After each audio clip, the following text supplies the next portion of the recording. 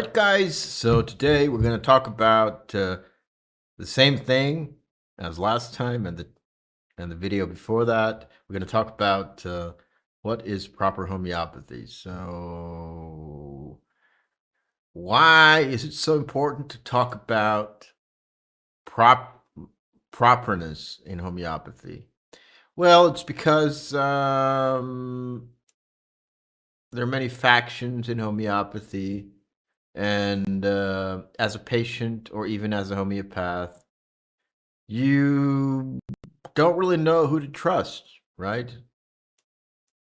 Homeopathy is a little bit like, the sects in Christianity. No offense to any Christians who might be watching, but every sect of Christianity, there's like hundreds of them or thousands, and each one says that they're like, I'm the real Christian, and then the other one says I'm the real Christian, and then somebody comes along and and says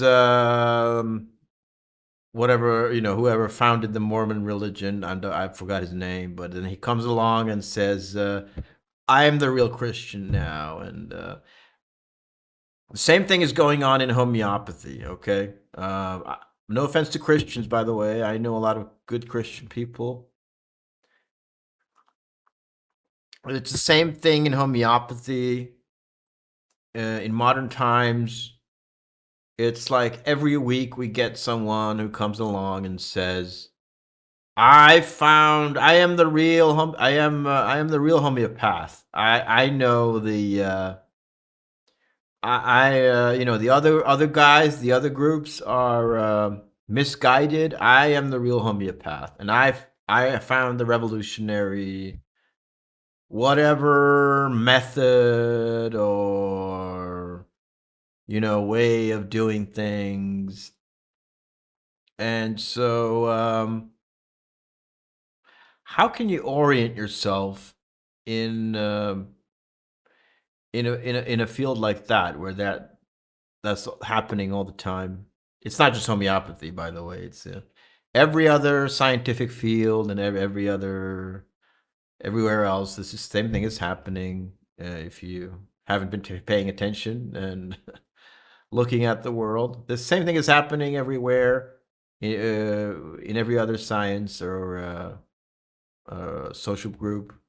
So anyway, how can you orient yourself? You can read the Organon, okay? You can read the book written by the founder of homeopathy.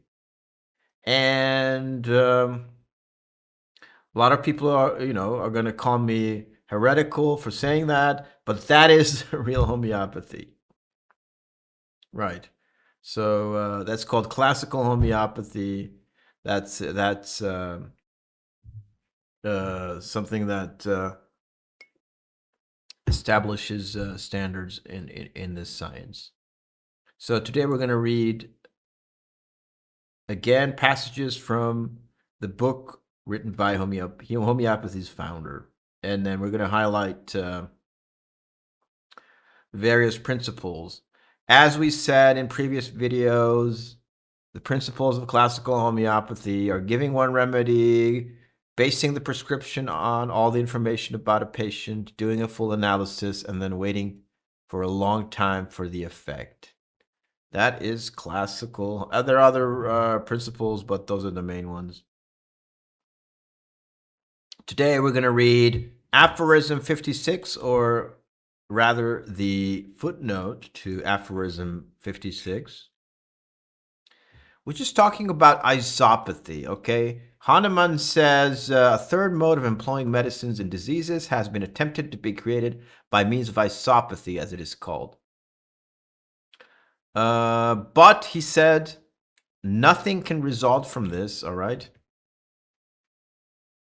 Here's my spinning cursor. Nothing can result from this but the trouble and aggravation of the disease. What is isopathy?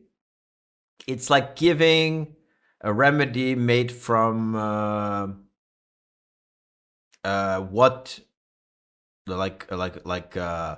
particles taken from the patient, for like like diseased tissue or like morbific matter. It says here like viral bacteria, stuff like that. So again, there are some factions in homeopathy that would like to present isopathy as like the revolutionary new method, and then and they say that homeopathy is nothing but isopathy. It's the main thing is isopathy. So when you visit one of these homeopaths for treatment, they don't even look at your symptoms, right? And they don't do any analysis. And what they will do is just if you have a bacterial infection, they will give you the bacterial remedy made from the bacteria that you have. If you were if you had poison with someone, or you have toxicity, right? Toxicity, they will give you the toxins for that. If you have anything else, so it's like they're treating things with the same thing, right? And this is another example of nonsense in homeopathy, because the founder of homeopathy said that it doesn't work like that. He says in his book, right? He says the cure is only affected by a similimum, okay, not isopathy. Okay, so what is the similimum? Similimum is giving a remedy that has a similar symptom picture to the symptom picture of the patient. It doesn't mean giving like physically the same thing that the patient came into contact with. That is what isopathy is. Okay. And there's a lot of nonsense homeopathy nowadays who only focus on isopathy.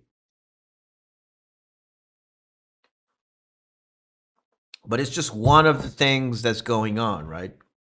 As I said, it's like Christians, I'm the real Christian now. There are a lot of homeopaths who say I'm the real homeopath, and they're doing isopathy. But there are, as I talk about it, there's millions of new revolutionary so-called methods or methodologies in homeopathy, and we talked about them in previous videos. For now, this video is just about isopathy, and basically, if your homeopath doesn't do like a full analysis of your symptoms, your characteristics, your mental, emotional characteristics, but just gives you like toxicity treatment and whatever, then that's wrong, okay, according to the founder of homeopathy.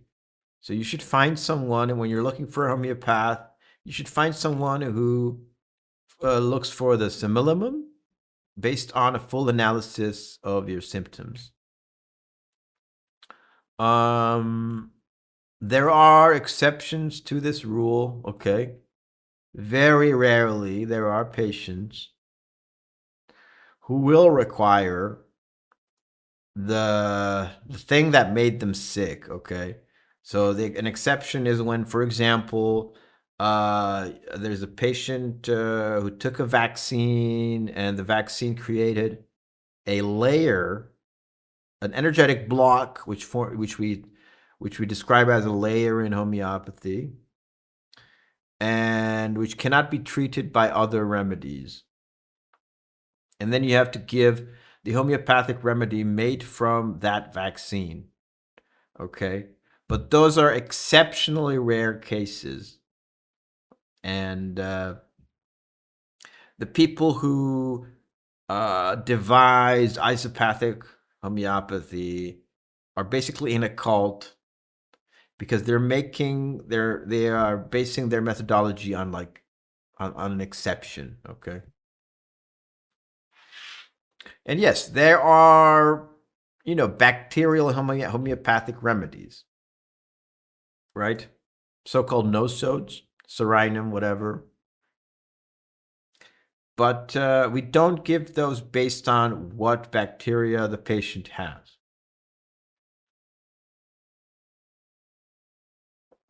So we give them based on symptom pictures. So we treat them exactly like any other remedy. Also, if you would like to visit a homeopath and you're trying to decide who to pick, stay away from the bacterial prescribers, people who give no sods all the time. You know, those are the homeopaths who give the bacterial remedies all the time. They don't do an analysis. You're a patient. You sit down with him, and all he does is just going to give you, oh, you are so-called they look at the miasmatic whatever. Oh, you're like a Serenum guy, so let's give you Serenum, and they don't look at the symptom picture, which Hahnemann says is the only way to the cure. Okay, the cure is affected only by opposing a similimum with a similimum, and the similimum is not miasmatic prescribing. It's not isopathic prescribing. So that's it for today. Short one. Thank you for listening and take care.